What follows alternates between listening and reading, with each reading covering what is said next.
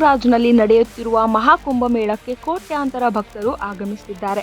ತ್ರಿವೇಣಿ ಸಂಗಮದಲ್ಲಿ ಪುಣ್ಯ ಸ್ನಾನ ಮಾಡಿ ತಮ್ಮ ಪಾಪಗಳನ್ನು ಪರಿಹಾರ ಮಾಡಿಕೊಳ್ತಿದ್ದೇವೆ ಎಂದು ನಂಬಿದ್ದಾರೆ. ಆದರೆ ಇಂತಹ ಪವಿತ್ರ ಪುಣ್ಯ ಸ್ಥಳದಲ್ಲಿ ಕೆಲವು ಕಿಡಿಗೇಡಿಗಳು ಘನಘೋರ ಅಪರಾಧ ಮಾಡಿದ್ದಾರೆ. ಮಹಾಕುಂಭಮೇಳದಲ್ಲಿ ಪುಣ್ಯದ ಬದಲು ಮಹಾಪಾಪಗಳನ್ನು ಮಾಡಿ ಇಡೀ ದೇಶವೇ ತಲೆ ತಗ್ಗಿಸುವ ಕೆಲಸ ಮಾಡಿದ್ದಾರೆ. ಈ ಕಿಡಿಗೇಡಿಗಳು ಮಾಡಿರುವ ಕೆಲಸವೇನು ಅಂತ ಹೇಳ್ತೀವಿ. ಅದಕ್ಕೂ ಮೊದಲು ಬಾಸ್ ಟಿವಿ ಕನ್ನಡ ಚಾನೆಲ್ನ ಸಬ್ಸ್ಕ್ರೈಬ್ ಮಾಡಿ. ಉತ್ತರ ಪ್ರದೇಶದ ಪ್ರಯಾಗ್ರಾಜ್ನಲ್ಲಿ ನಡೆಯುತ್ತಿರುವ ಮಹಾಕುಂಭಮೇಳದಲ್ಲಿ ಈವರೆಗೂ ಸರಿಸುಮಾರು 57 ಕೋಟಿ ಜನ ತ್ರಿವೇಣಿ ಸಂಗಮದಲ್ಲಿ ಸ್ನಾನ ಮಾಡಿದ್ದಾರೆ. ಫೆಬ್ರವರಿ 26ರವರೆಗೆ ಮಹಾಕುಂಭಮೇಳ ನಡೆಯಲಿದ್ದು ಭಕ್ತರ ಸಂಖ್ಯೆ ಹೆಚ್ಚಾಗುತ್ತಲೇ ಇದೆ. ಇಂತಹ ಪವಿತ್ರ ಧಾರ್ಮಿಕ ಕ್ಷೇತ್ರದಲ್ಲಿ ಮನುಕುಲ ತಲೆ ತಗ್ಗಿಸುವ ಆಪಾದನೆಯೊಂದು ಕೇಳಿ ಬಂದಿದೆ. ಮಹಾಕುಂಭಮೇಳದಲ್ಲಿ ಮಹಿಳೆಯರ ಸ್ನಾನದ ವಿಡಿಯೋಗಳು ಮಾರಾಟಕ್ಕಿವೆ ಎನ್ನುವ ಆರೋಪ ಮಾಡಲಾಗಿದೆ. ಹೌದು, ಮಹಾಕುಂಭಮೇಳದಲ್ಲಿ ಕೋಟ್ಯಾಂತರ ಭಕ್ತರು ಸ್ನಾನ ಮಾಡಿ ಪಾವನರಾಗುತ್ತಿದ್ದಾರೆ. ಈವರೆಗೆ 57 ಕೋಟಿ ಭಕ್ತರು ತ್ರಿವೇಣಿ ಸಂಗಮದಲ್ಲಿ ಪುಣ್ಯ ಸ್ನಾನ ಮಾಡಿದ್ದಾರೆ ಎನ್ನುವ ಮಾಹಿತಿ ಇದೆ. ಪ್ರತಿನಿತ್ಯ ಲಕ್ಷಾಂತರ ಭಕ್ತರು ಮಹಾಕುಂಭಮೇಳಕ್ಕೆ ಭೇಟಿ ನೀಡುತ್ತಿದ್ದಾರೆ. ತ್ರಿವೇಣಿ ಸಂಗಮದಲ್ಲಿ ಸ್ನಾನ ಮಾಡಿ ಭಕ್ತಿ ತೋರಿಸುತ್ತಿದ್ದಾರೆ. ಆದರೆ ಕಿಡಿಗೇಡಿಗಳು ಮಹಿಳೆಯರ ಸ್ನಾನದ ವಿಡಿಯೋಗಳನ್ನು ಸೆರೆ ಹಿಡಿದು ಮಾರಾಟ ಮಾಡುತ್ತಿದ್ದಾರೆ ಎನ್ನುವ ಆರೋಪ ಕೇಳಿ ಬಂದಿದೆ. ಹೀಗಾಗಿ ಸ್ನಾನದ ಸ್ಥಳಗಳಲ್ಲಿ ಪೊಲೀಸ್ ಬಿಗಿ ಭದ್ರತೆಯನ್ನು ಹೆಚ್ಚಿಸಲಾಗಿದೆ.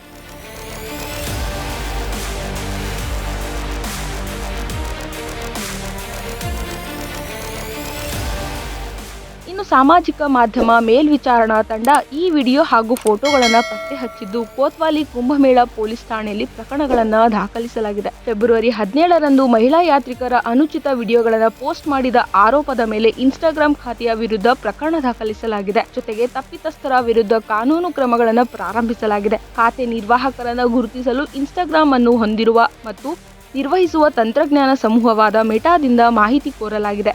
ವಿವರಗಳನ್ನು ಸ್ವೀಕರಿಸಿದ ನಂತರ ಬಂಧನ ಸೇರಿದಂತೆ ಕ್ರಮ ಕೈಗೊಳ್ಳಲಾಗುವುದು ಎಂದು ಪೊಲೀಸರು ತಿಳಿಸಿದ್ದಾರೆ. ಅಲ್ಲದೆ ಮಹಾಕುಂಭಮೇಳಕ್ಕೆ ಆಗಮಿಸುವ ಭಕ್ತರ ಸಂಖ್ಯೆ ಹೆಚ್ಚಾಗುತ್ತಲೇ ಇದೆ. ಹೀಗಾಗಿ ಪೊಲೀಸ್ ಭದ್ರತೆಯನ್ನು ಹೆಚ್ಚಿಸಲಾಗಿದೆ.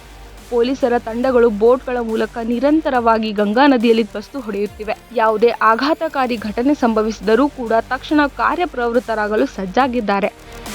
ಅದೇನೇ ಆಗಲಿ, ಒಂದ್ ಕಡೆ ಮಹಾಕುಂಭಮೇಳ ಧಾರ್ಮಿಕ ವಿಚಾರವಾಗಿ ಹೆಚ್ಚು ಸದ್ದು ಮಾಡ್ತಿದ್ರೆ, ಇನ್ನೊಂದು ಕಡೆ ಕಾಲ್ತುಳಿತ ಅಪಪ್ರಚಾರ, ಮಹಿಳೆಯರ ವಿಡಿಯೋ ಮಾರಾಟದಿಂದ ಇಡೀ ದೇಶವೇ ಶಾಕ್ ಆಗಿದ್ದು ಕಠಿಣ ಕ್ರಮಕ್ಕೆ ಆಗ್ರಹಿಸಿದ್ದಾರೆ.